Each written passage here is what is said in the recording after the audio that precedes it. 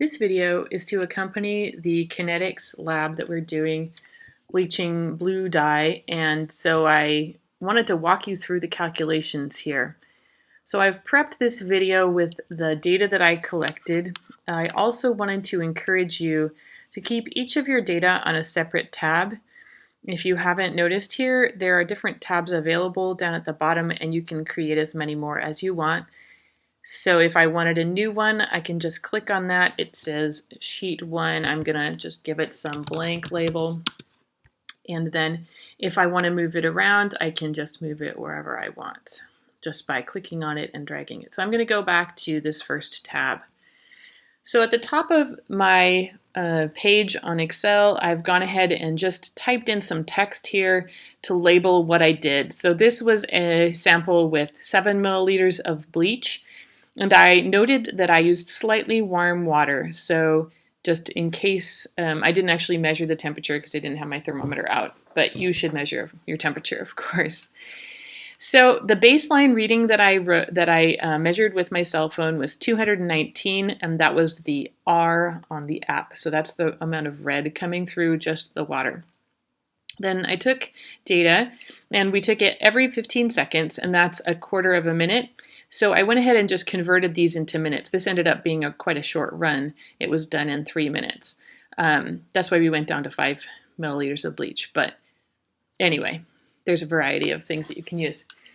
So the easy way to input different times rather than having to type them all separately, since these are all 0.25 apart, then I'm going to zoom in a little bit because we don't need as much space. Okay, great.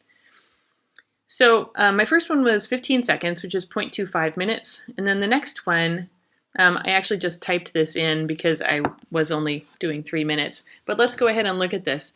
We can write equals, and then we can click on our first one and say plus 0.25. And that will give us the 0.5 minutes that we need. And then I can pull that down, and it will automatically fill in the amounts for as far as I need. So if I need to go down to 5 minutes, I can just keep doing that. So the transmittance readings, those are the R readings that I read at each of these 15-second time points. So I've just entered them into column 2. Now the R readings, this is transmittance, and we know that we can calculate absorbance from transmittance. And it's the minus log of the transmitted light divided by the initial light, the light that just went through the water. So I've typed this in as an equation, equals log of the first reading and then divided by the initial reading. And I'm going to hit enter, and it will calculate the absorbance for me. But I'm going to go back over because I want to automate my calculation here. And I'm going to go up into this field, and I'm going to modify the second B, the one that is the baseline, and I'm going to type in a $sign in front of the B and a $sign in front of the 3. And what that does is it fixes the B and it fixes the 3 so that when I drag this equation down, it keeps that reference to the B3 location the same for all of those calculations, and that's what we want. So once I have this in here, I'm just going to double click that corner. Oops, it thinks there's something there. I'm going to delete, well, maybe I won't bother. All right. So we have all of our absorbance measurements. So we could go ahead and graph those right now. Sure, why not? We'll go ahead and graph them and see how it looks. So I'm going to select my absorbance values, go up to Insert, and find the scatter plot. And right now, all it's done is it's just plot these absorbance values, and that's not very helpful to me. I'm going to want to switch these around. I just paused there because I realized these were negative, and I think, yeah, okay, look up here. Somehow I missed typing that negative sign, so let's fix that. All right, that makes more sense. We shouldn't have negative absorbance values. I'm going to go ahead and add the chart title so I don't get these confused.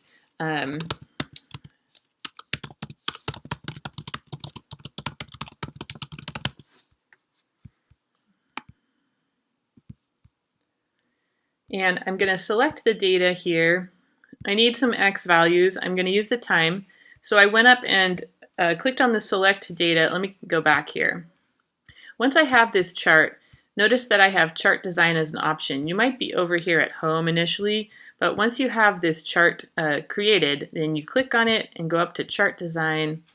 And then you can do things like add axis titles here, add trend lines, add or take away grid lines.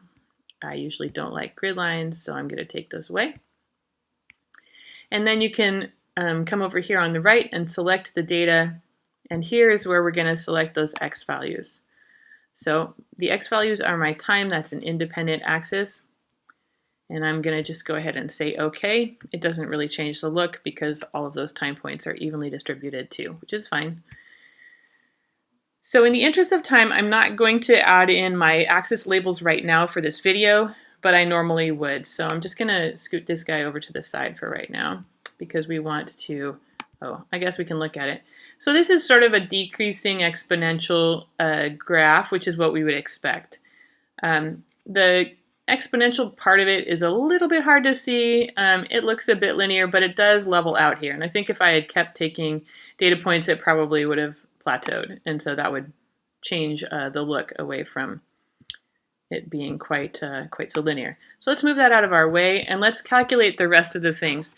So in order to do first order kinetics, or in order for us to see first order kinetics, we are going to graph the natural log of the absorbance versus the time. Normally we would do the natural log of the concentration, but because we can't actually determine the concentration, we're going to use absorbance as a stand-in because from Beer's law we know that absorbance tracks with concentration for relatively low concentrations, which is what we have. So we can just say equals natural log, open parentheses, click on that absorbance value, end parentheses, and hit enter. And then drag down or double click on your little box and it will automatically fill in those values. I'm going to go ahead and calculate the second order kinetics calculation too, which is 1 over the absorbance, or normally it would be 1 over the concentration. So again, we'll do that by equals 1 divided by, click on the absorbance value, hit enter, and then drag or double click those guys down. So now what we want to do is decide whether or not we have first order or second order kinetics. So we're going to graph the natural log. So I'm going to insert another scatter plot, and I'm going to select the data, put in my x values, and I'm going to put in a title.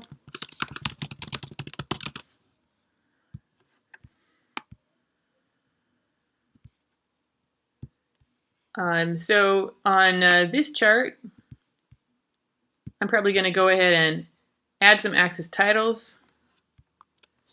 This is the natural log of the absorbance, which doesn't have any units.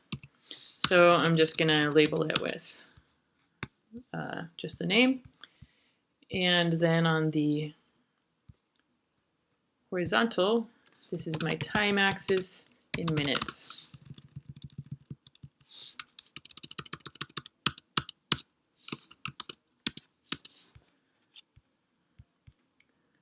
And I'm going to move that down just a tiny bit. Looks a bit squeezed there. Okay, you can also double click or single click on these grid lines and just delete them to get rid of them if you don't want them there. Now I'm going to add a chart element. I'm going to look at the trend line for the first order possible reaction here. I'm going to come here to the Add Chart Element tab, click on Trend Line, go down to More Trend Line Options, which will pop up on the right, at least if you have the same version. It starts with linear, and that's what we would want. We're going to display the equation on the chart and display the r-squared value on the chart.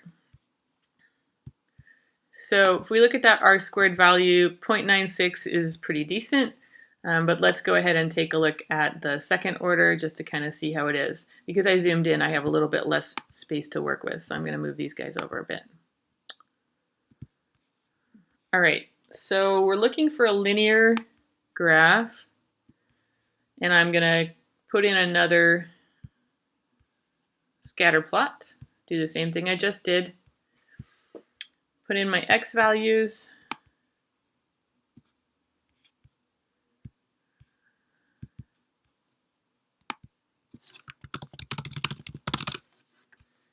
and I don't know about you, but this doesn't look very linear to me. So I'm thinking this probably is not a second order reaction that I'm seeing, at least for this run. And when I say at least for this run, you may end up seeing some different kinetics because there are some different effects that are happening in this reaction that are somewhat pH dependent. There's a journal article that I've attached to the Moodle as well that you can read about some of those pH effects. Anyhow, so if I look at my graphs, my graph of the absorbance sort of looks like a decreasing exponential. My graph of the natural log of the absorbance versus time sort of looks linear.